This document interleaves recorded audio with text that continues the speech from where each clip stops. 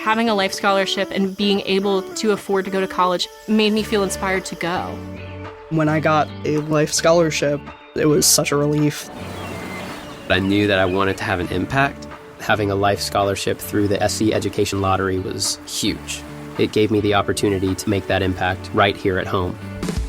The South Carolina Education Lottery. A better you, a better us, a better South Carolina. Visit sceducationlottery.com/betteryou. Ready to make a real impact every day? Join the Active Day Home Care team and help clients maintain their independence in the comfort of their own homes. Make a difference in someone's life as you provide essential daily assistance and protect their health and happiness. Earn up to $20 an hour and enjoy additional perks like optional daily pay, 401k, paid time off, ongoing educational training, and more. Join a team that values care, compassion, and your professional growth. Visit activeday.com to apply. Calaroga Shark Media. From Washington, D.C., where we're creeped out by Trump's new nickname, this is Ballot. A personal note to President Trump. Bomb stuff during the week, not on Saturday nights in the summer. I'd like to actually use my Hamptons house for once. Let's hit this. So Donald Trump has a new nickname, and no, it's not Commander-in-Chief or Mr. President. The man who gave us Crooked Hillary and Sleepy Joe is now embracing being called Daddy. The White House actually posted a video of Trump at the NATO summit set to Usher's "Hey Daddy, Daddy's Home." I mean, when your presidential playlist includes Usher singing about Daddy coming home, maybe it's time to reassess your brand strategy. This all started when NATO Secretary General Mark Rutte called Trump Daddy during a press conference. And Trump's response? He loved it. He said Rutte did it very affectionately and even did it an impression. "Daddy, you're my daddy." Now, Rutte tried to walk it back, saying he was just comparing Trump to a father figure for Europe. Sure, Mark, we've all been there. You accidentally call your boss daddy in front of the International Press Corps and then have to explain it wasn't weird. But here's the thing. This isn't Trump's first rodeo with the daddy nickname. Golfer John Daly has been calling him Daddy since 1992. 1992? That's 33 years of daddy energy right there. And Tucker Carlson once compared Trump to a dad coming home to discipline America, which he described as a hormone-addled 15-year-old daughter. I don't know what's more disturbing, that metaphor or the fact that someone thought it was a good campaign strategy. But you have to admire Trump's commitment to the bit. Most politicians would run from a daddy nickname faster than they'd run from a microphone malfunction. Not Trump. He's leaning into it harder than a dad joke at a barbecue.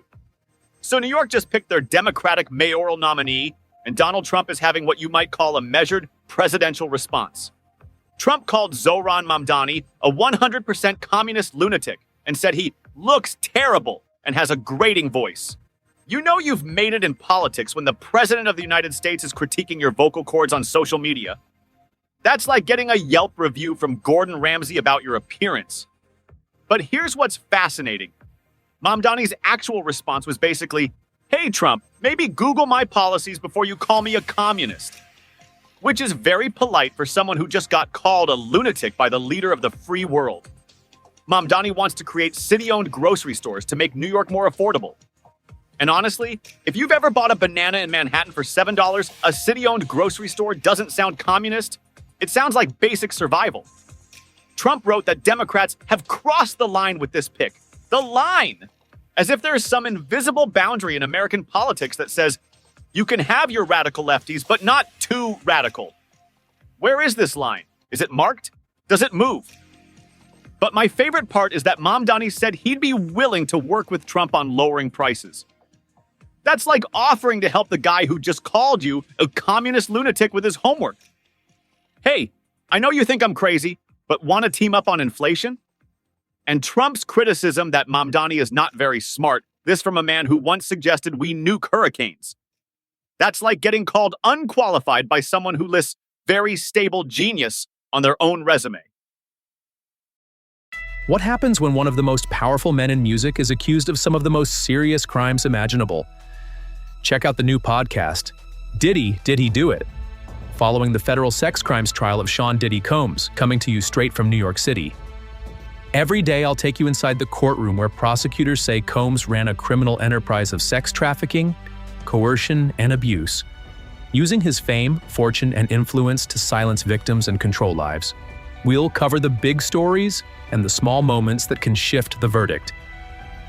The trial has begun. The questions are piling up, and every day we'll be asking the same thing. Did he do it? Follow now wherever you get your podcasts.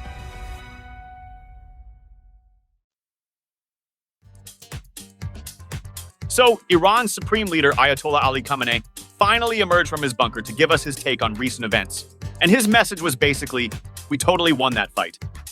Khamenei said Iran delivered a slap to America's face by striking a U.S. airbase in Qatar. A slap!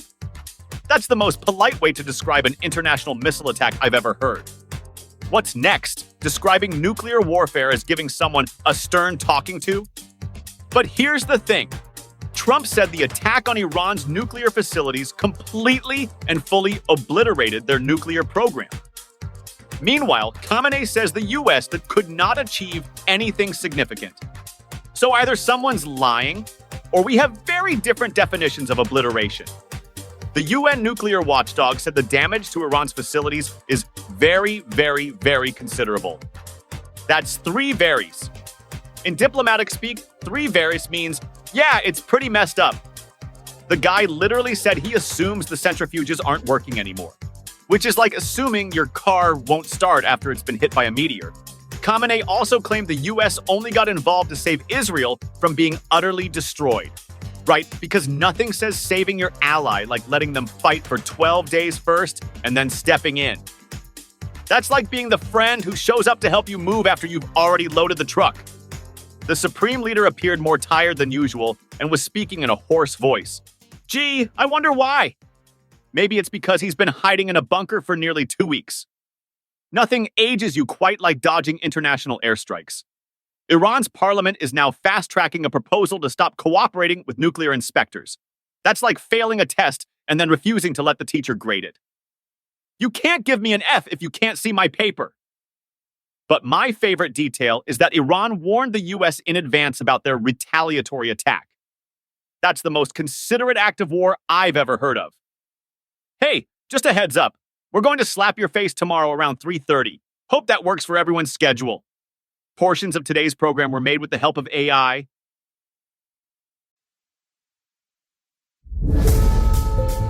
When the world's most powerful people go to war, we can't look away. Welcome to Feuds, Power, Pride, and Payback, the podcast tracking the explosive conflicts shaping our world right now. Presidential administrations fracturing, tech billionaires threatening government leaders, entertainment titans destroying partnerships with single social media posts. These aren't just headlines, they're windows into how power really works. We deliver daily episodes when news explodes, weekly deep dives for perspective. From Washington power struggles to Silicon Valley vendettas, we decode the psychology behind the drama and reveal why these feuds matter far beyond entertainment. Feuds, Power, Pride, and Payback. Today's conflicts are tomorrow's history. Available wherever you get your podcasts.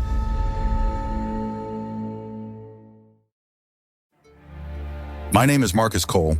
I coordinated operations you'll never read about. January 2018, Tehran. We stole Iran's nuclear secrets from a warehouse in 6 hours. That heist began 7 years of shadow war that ended with Operation Rising Lion and a new podcast from Calaroga Shark Media. My brother died in 2002.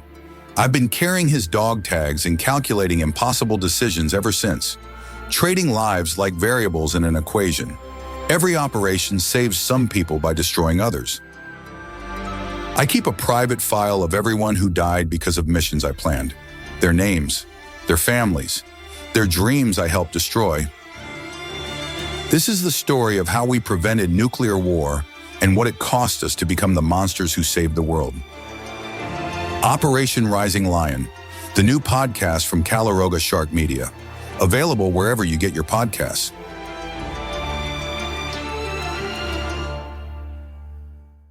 Want this podcast without commercial interruptions or feed drops?